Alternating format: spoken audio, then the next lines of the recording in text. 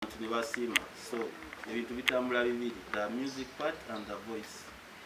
So nebaza Dre olwokubanga shinize waka. So thank you Dre. Nja kusaba abakoze ku maswali bagajjewo because producer afetaniza kugera biswali zino tunujjamu.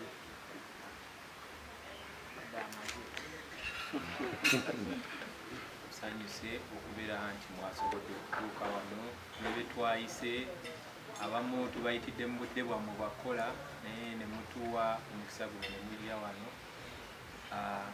Nebaza Mpaka Records kuba natandikanga DJ wa Ykee Benda and ye mwebaza okubeera nti bwe twafuna omuyimbi omupya nga tumusayinize teyatunula bbali mu bantu ba bweru abali professional nti basobola okukola kino kuba already wali abamanager abasobola okukola kyensobola okukola n'emirundi okusingawo, naye yatunulamu ffe abaaliwo n'okuneesiga okunkwasa talent ennene ey'amaanyi and already eyimiriddewo era lw'amaanyi gammwe era ge mutaddewo and so kyamaanyi nnyo era nebaza ne Dre kubeera nti aŋŋondezaamu sigamba nti nze buli kadde amuzuukusa but era nange nebakamu ng'omuntu nakoze okusanaga mwana tulina okukola kino and tetukoledde ebbanga ddene nnyo nga tuli wamu but akaseera katono nnyo ate ebintu bye tukoze binene nnyo abantu abamazewo emyaka ne batasobola nakola.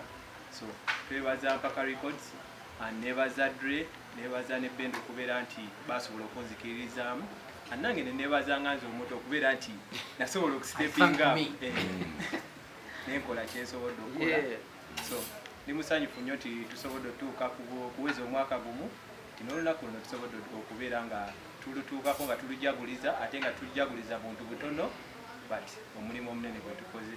Nammwe mwebali kujja n'otuwagira ebyo ebigambo byange. Manya ga Makita Jamil. So tubeyanziza nnyo okusobola nga nasooka nebaze media mwabafudde Dre kikyali okujjawo ku Mpaka media mwebayirimu ddala nnyo media tubebaza nnyo because mumukiririza mumulabye nga akola nebaza Mpaka Records tetukola muntu kino team ate family. So nebaza CEO of Ykee Benda muntu mulamu nnyo awuliriza everyone. So ebigambo byange thank you media for Dre kikyali. Tujja kukkiriza omuyimbi. So before we go anywhere, allow me speak and then we shall let Dre have the last word kubanga ye mugole w'olunaku. So ngenda kuja amanya n'eddoboozi wa Ykee Benda. Tuli wano ku lunaku olulungi ddala olwa muganda wange Dre gwe bayita Katende ng'obuzaale amanyi ntera nnyo yitayo just kumutawanyamu but it's a very special day for all of us. Mpaka Records ekolebwa erimu abantu batulibameka 15 around 15 people. There are 2 artists, J. myself. It's owned by 3 people, myself and 2 other people. There are 2 managers, there are 3 managers.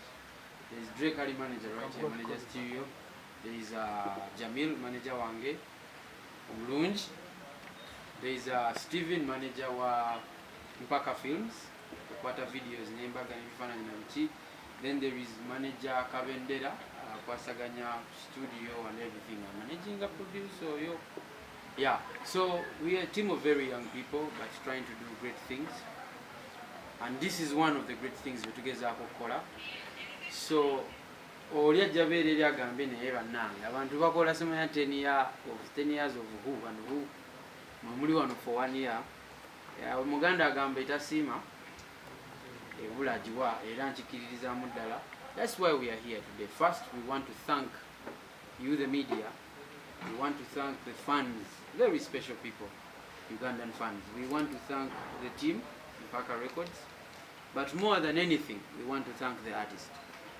Because ni muyimbi, I know what it means to make music. I know the frustrations ezijira mukola music. Esimyo muyimbi eyo.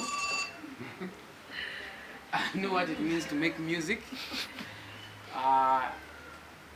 Tuli bantu bali tuli emotional nnyo because creatives babera bwe batyo naye wano wekituuse and he has made a lot of great music in a very short time mwe mumanyiko ntono abaana abawagizi mumanyiko ntono ffe ekitu kyamula okujja ne tucelebrating is what is to come but n'okwebaza katonda of what has already come kituyiseemu okutuuka wano tutuuse drekali njagala okwongera okumukatiza nti ino industry etambulira ku bintu bitono nnyo mu ndobooza yange empisa music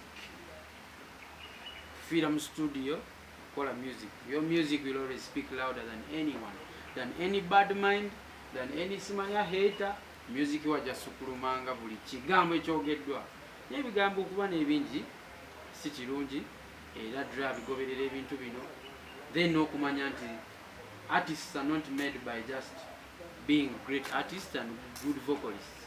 There has to be a team, which team has to be respected. So continue kweri ekkubo ery'okubanga omanyi nti waliyo tiimu ekutambulirako era ng'ogiwuliriza drekali ye muyimbi kuba mbadde n'abayimbi bangi mu bbanga ettono nnyo emu ku bayimbi bentunuulira ng'asobola okukusanga mu studio n'akugamba naye Ykee awo oba okolemu bw'oti. You understand? For me it gives me fresh air because ndi bwentyo ndi open minded nnyo sagala nnyo okubeera n'olowooza nti ensi yonna eneetolera kuki kuggwe okitegeera. So drekali mwagalako ekyo, he speaks his mind. Omuntu aba ayogera kyalowooza ndowooza kyangu nnyo okukola naye because tojja beera olowooze nti oba yanyiize oba banyiize ogenda mumanya baba talina kizibu ojja mumanya. So I want to thank you very specially. I want to thank you so much and I want you to continue on this road because this is the beginning. This is the beginning of great things. Abamu bagamba oyimbanga muze radio nife abakola naawe fe abamanyi hard disk gye wabba eryemu yokka otuweego. You understand? So keep doing your thing, keep doing your thing. Neno okufaanana muze, it's a blessing. It's a blessing because banja bagezezaako. You understand? So do your thing, enjoy the music because ekyo kitone kityo teri agenda kikujjako. Enjoy your music and Mpaka Records love you so much. We love you so much. We celebrate you today.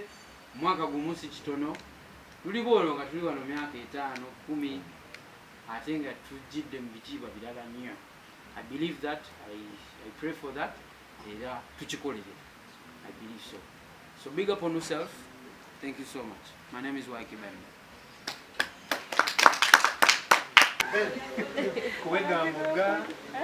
Analia chinika bimazi. What we're going to do? Manya nedowoozi Ykee Benda. Tuli wano ku lunaku olulungi ddala olwa muganda wange drekali gwe bayita Katende ng'obuzaale amanyi ntera nnyo yitayeeyo just kumutawanyamu but it's a very special day for all of us. Mpaka Records ekolebwa erimu abantu batulibameka 15 around 15 people. There are 2 artists, drekali, myself. It's owned by 3 people, myself and 2 other people. There are 2 managers. There are 3 managers. There is drekali manager right here, manager studio. There is Jamil, manager wange Mulungi. There is Steven, manager wa Mpaka Films, kwata videos nembaga n'ebifaananyi na biki. Then there is manager Kabendera, kwasaganya studio and everything. I'm managing a producer. Yeah, so we are a team of very young people but trying to do great things.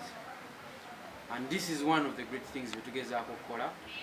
So oli ajja beera eri agambe naye bannange abantu bakola semanya 10 years of who and who muli wano for 1 year. Omuganda agamba etasiima ebula agiwa era nkikiririzaamu ddala. That's why we are here today. First we want to thank you the media. We want to thank the fans, very special people, Ugandan fans. We want to thank the team, Mpaka Records. But more than anything, we want to thank the artist. Because ndi muyimbi, I know what it means to make music. I know the frustrations ezijira mukola music. Esimyo muyimbi eyo. I know what it means to make music. Tuli bantu bali tuli emotional nnyo because creatives babera bwe batyo. naye wano wekituuse, and he has made a lot of great music in a very short time. Mwe mumanyiko ntono, abaana abawagizi mumanyiko ntono, ffe ekitu kyamula okujja ne tucelebrating is what is to come, but n'okwebaza Katonda of what has already come. Kituyiseemu okutuuka wano tutuuse. Drekali njagala okwongera okumukatiza nti ino industry etambulira ku bintu bitono nnyo mu ndowooza yange. Empisa music, freedom studio, kola music. Your music will always speak louder than anyone, than any bad mind, than any simanya hater. Music wajasukulumanga buli kigambo ekyogeddwa. N'ebigambo okuba n'ebingi si kirungi, era Dre bigoberera ebintu bino. Then n'okumanya nti artists are not made by just being great artists and good vocalists. There has to be a team, which team has to be respected. So continue kweri ekkubo ery'okubanga omanyi nti waliyo tiimu ekutambulirako era ng'ogiwuliriza. Drekali ye muyimbi, kuba mbadde n'abayimbi bandi mu bbanga ettono nnyo, emu ku bayimbi bentunuulira ng'asobola okukusanga mu studio n'akugamba naye Ykee awo oba okolemu bw'oti. You understand? For me it gives me fresh air because ndi bwentyo, ndi open minded nnyo, sagala nnyo okubeera nolobooza nti ensi yonna eneetolera kuki kuggwe, okitegeera. So Drekali mwagalako ekyo, he speaks his mind.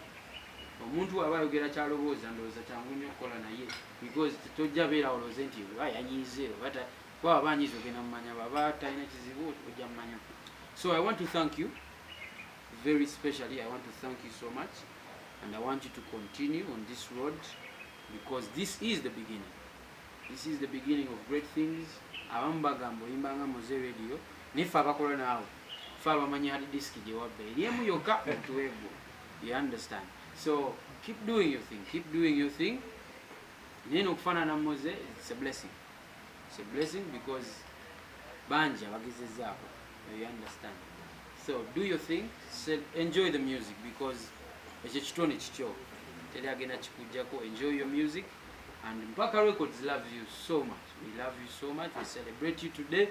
Mwaka gumu si kitono, tuli bwolo nga tuli wano myaka 5, 10 ate nga tujjidde mu bitiibwa birala nnyo. I believe that, I pray for that, era tukikolere. I believe so. So big up on yourself. Thank you so much. My name is Ykee Benda.